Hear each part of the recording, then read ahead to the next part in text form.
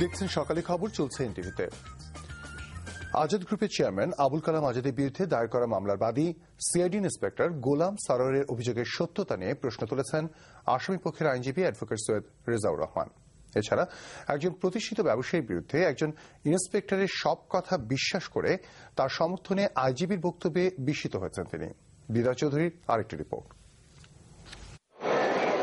CID inspector গোলাম সরোয়ারকে মারধর ও তার কাছে থাকা মূল্যবান মালামাল চুরির অভিযোগে গত 4 দিন ধরে কারাগারে আছেন আজাদ গ্রুপের চেয়ারম্যান আবুল কালাম আজাদ। এর মধ্যে একদিনের রিমান্ডে নেওয়া হয়েছে তাকে। একজন পুলিশ কর্মকর্তাকে মারধরের অভিযোগকে পুরোপুরি সমর্থন দিয়ে বক্তব্য দেন আইজিপি নূর মোহাম্মদ। একজন মানুষ যে পর্যায়েরই হোক, যখন পরিচয় দিবে একটা সরকারি কর্মকর্তা, অ্যাটলিস্ট একটা মানুষের প্রতি যদি একটা সম্মানবোধ থাকা উচিত, আর যাচ্ছে তাই ভাষায় গালিগালাজ। তো এটা আমার কাছে মনে হয়েছে যে এটা খুব অন্যায় একটা কাজ, এটা মামলা নেওয়া উচিত। আমরা স্ট্যান্ড নিয়েছি যার ভিত্তিতে মামলা হয়েছে এবং মামলা ইনভেস্টিগেশন চলছে। আইজিপির বক্তব্যে বিস্মিত হয়েছেন মামলার আসামি পক্ষের আইনজীবী অ্যাডভোকেট সৈয়দ রেজাউর রহমান।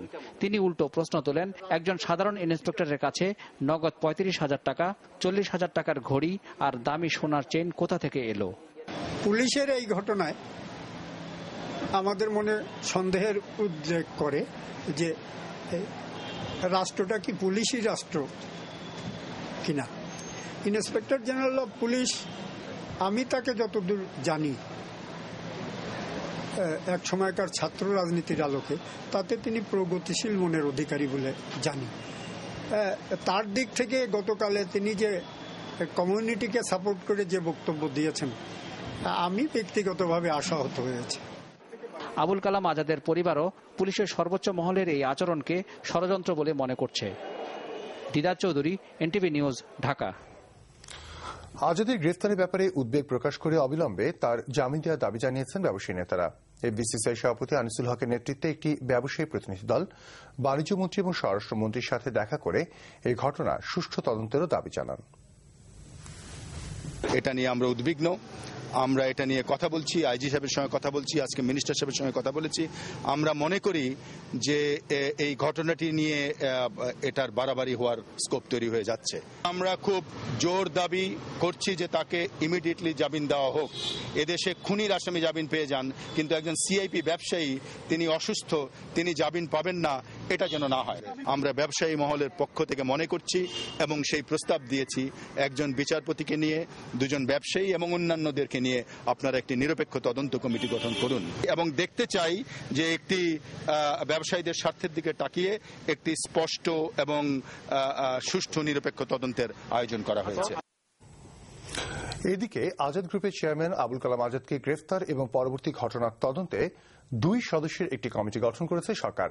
বার্তা সংস্থা বিডি নিউজ জানিয়েছে, স্বরাষ্ট্র মন্ত্রণালয়ের যুগ্ম সচিব ইকবাল খান চৌধুরীর নেতৃত্বে একই মন্ত্রণালয়ের উপসচিব রাশেদুল ইসলাম কমিটির সদস্য সচিবের দায়িত্ব পালন করবেন।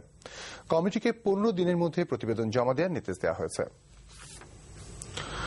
খুলনা মেডিকেল কলেজের অধ্যক্ষকে লাঞ্ছিত করার প্রতিবাদে হাসপাতালে ইন্টার্নি ডাক্তাররা 2 ঘণ্টা কর্মবিরতি এবং কলেজের শিক্ষার্থীরা অনির্দিষ্টকালের ক্লাস বর্জন শুরু করেছে। মঙ্গলবার সকাল 9টা থেকে চলা কর্মবিরতির সময় ইন্টার্নি ডাক্তাররা হাসপাতালে উপস্থিত থাকলেও রোগী দেখা থেকে বিরত থাকেন।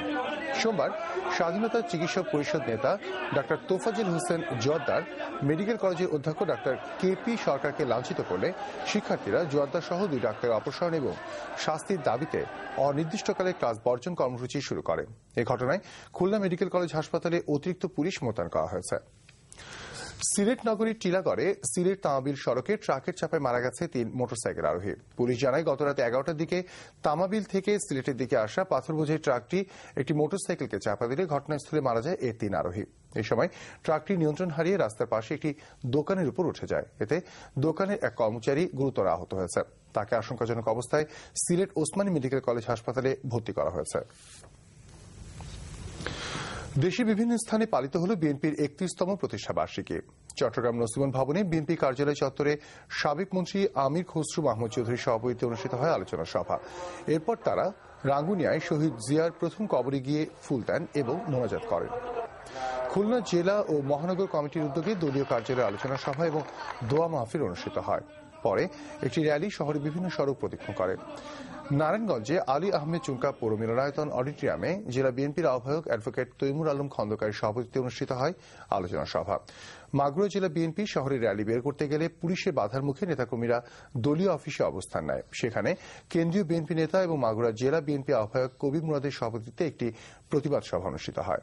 সকালে ফরিদপুরে শহরের জনতা ব্যাংকের মোড় থেকে একটি র্যালি বের হয়ে প্রেস ক্লাবের সামনে গিয়ে শেষ হয়। পরে সেখানে বক্তব্য রাখেন জহুরুল হক শাহজাদা মিয়া, শাহ মোহাম্মদ আবু জাফর সহ অন্যান্যরা। পাবনা জেলা পরিবহন মালিক শ্রমিক ঐক্য পরিষদের ডাকা পরিবহন ধর্মঘট প্রত্যাহার করা হয়েছে। গতকাল বিকেল 6টায় পাবনা জেলা প্রশাসকের সম্মেলন কক্ষে জেলা প্রশাসন, পুলিশ প্রশাসন এবং পরিবহন মালিক শ্রমিকরা এক যৌথ সভায় সন্তোষজনক আলোচনার পরিপ্রেক্ষিতে পরিবহন মালিক শ্রমিকরা এই সিদ্ধান্তের কথা জানান। সড়ক দুর্ঘটনায় পাবনা এডওয়ার্ড কলেজের এক ছাত্র নিহত হলে ছাত্ররা সোমবার শহরে বেপরোয়া গাড়ি ভাঙচুর করে। এই প্রতিবাদে পরিবহন মালিক শ্রমিক ঐক্য পরিষদ অনির্দিষ্টকালের পরিবহন ধর্মঘটের ডাক দেয়।